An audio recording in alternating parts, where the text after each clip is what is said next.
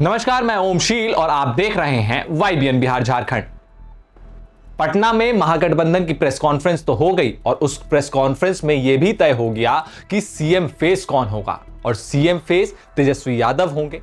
Deputy CM के लिए जो मुकेश सहनी अड़े हुए थे उनका भी सपना पूरा हो गया, एक तरीके से कह ले।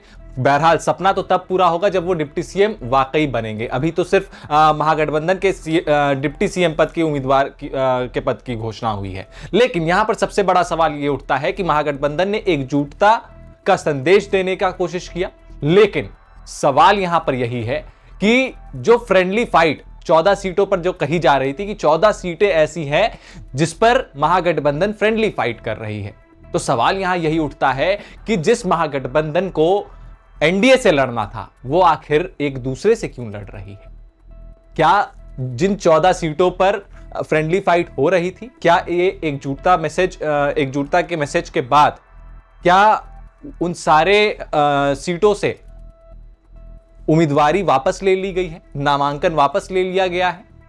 इन सारे सवालों का हम उत्तर देंगे और इस वीडियो में हम आपको बताएंगे कि आखिर इसके पीछे की वजह क्या है, आखिर इसके पीछे की रणनीति क्या है और आखिर इससे फायदा किसको होने जा रहा है। तो मुख्यमंत्री पद की घोषणा हुई, तेजस्वी यादव को सीएम फेस घोषणा कर दिया गया क्योंकि तेजस्वी यादव इसी शर्त पर प्रेस कॉन्फ्रेंस में आए थे कि उन्हें मुख्यमंत्री पद का दावेदार घोषित किया जाएगा और ऐसा ही अशोक गहलोत ने कर भी दिया। लेकिन इसमें सबसे बड़ा सवाल यह उठ जाता है कि आखिर ऐन वक्त पर अशोक गहलोत की एंट्री क्यों होती है? राहुल गांधी पर्दे के पीछे क्यों चले जाते हैं? यह भी एक बहुत बड़ा सवाल है।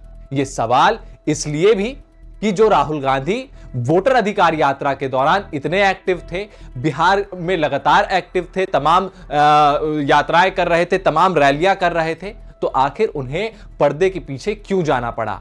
जब राहुल गांधी एक्टिव थे तो कांग्रेस अटैकिंग मोड में थी, कांग्रेस 100 सीटों की मांग कर रही थी। लेकिन जैसे ही समझौता करवाने का बात सामने आया, समझौता की बात सामने आई, तो उसके बाद कांग्रेस के दूसरे नेता आगे हो गए और राहुल गांधी पर्दे के पीछे चले जाते हैं। आखिर इसके पीछे की वजह क्या है? क्या जो समझौता करना था, या यूं कहे जहां जहां कांग्रेस झुकी वहां राहुल गांधी नहीं झुकना चाहते थे? राहुल गांधी अपने चेहरे पर झुकाव नहीं करना चाहते थे, इसलिए कांग्रेस के आला कमान ने दूसरे नेताओं को आगे बढ़ा दिया, अशोक गहलोत को आगे बढ़ा दिया गया कि अगर कम सीटों पर चुनाव लड़ रहे हैं और तेजस्वी यादव मांग कर रहे हैं कि सीएम फेस की घोषणा हो, तो सीएम फेस तेजस्वी यादव की घोषणा अशोक गहलोत करेंगे, राहुल गांधी नहीं करेंगे। वहीं जो फ्रेंडली फाइट की बात कही जा रही है, बहरहाल 14 सीटों पर फ्रेंडली फाइट की बात कही जा रही थी, लेकिन जब से ये प्रेस कॉन्फ्रेंस हुआ उसके बाद से आरजेडी के और या फिर यूं कह ले महागठबंधन के नेता ये कह रहे थे कि बहुत सारी सीटों पर नामांकन वापस लिया जाएगा और महागठबंधन का सिर्फ एक ही प्रत्याशी चुनाव लड़ेगा। लेकिन उन 14 सीटों में से सिर्फ 3 सीटों पर उम्मीदवारों के नामांकन को वापस लिया गया और अब उसकी समय सीमा भी समाप्त हो गई। अब उससे ज्यादा कोई नामांकन वापस भी नहीं ले सकता। तो यानी 14 नहीं, अब 11 सीटों पर फ्रेंडली फाइट है। लेकिन सवाल यहां पर यह पैदा होता है कि आखिर वो 3 सीटें कौन सी है और कौन पीछे हटा, किसने अपना कदम पीछे कर लिया और कौन राष्ट्रीय जनता दल के सामने या फिर किसी अन्य पार्टी के सामने झुका, अपने सहयोगी दल के सामने झुका। तो आपको बता दें कि 2 सीटें ऐसी हैं जहां पर कांग्रेस को झुकना पड़ा आरजेडी के सामने। वहीं एक सीट ऐसी है जहां पर वीआईपी झुकी, वीआईपी ने अपना नामांकन वापस लिया आरजेडी के समक्ष। लेकिन मजेदार बात यह है कि आरजेडी ने एक भी सीट पर अपना नामांकन नहीं वापस लिया और वो चुनाव लड़ रहे हैं। तो यह क्या दर्शाता है? क्या यह तेजस्वी यादव की जिद है या आरजेडी का दबदबा? यह सवाल आज बिहार के राजनीति को कवर करने वाले या नजदीक से देखने वाले हर लोगों के जहन में है कि क्या तेजस्वी के जिद के सामने महागठबंधन के किसी भी दल की नहीं चल रही है? क्या जो राहुल गांधी 100 सीटों की मांग कर रहे थे, कांग्रेस के रिवाइवल की मांग कर रहे थे, तमाम तरीके के दावे और वादे किए जा रहे थे, क्या वो अब ध्वस्त हो चुका है?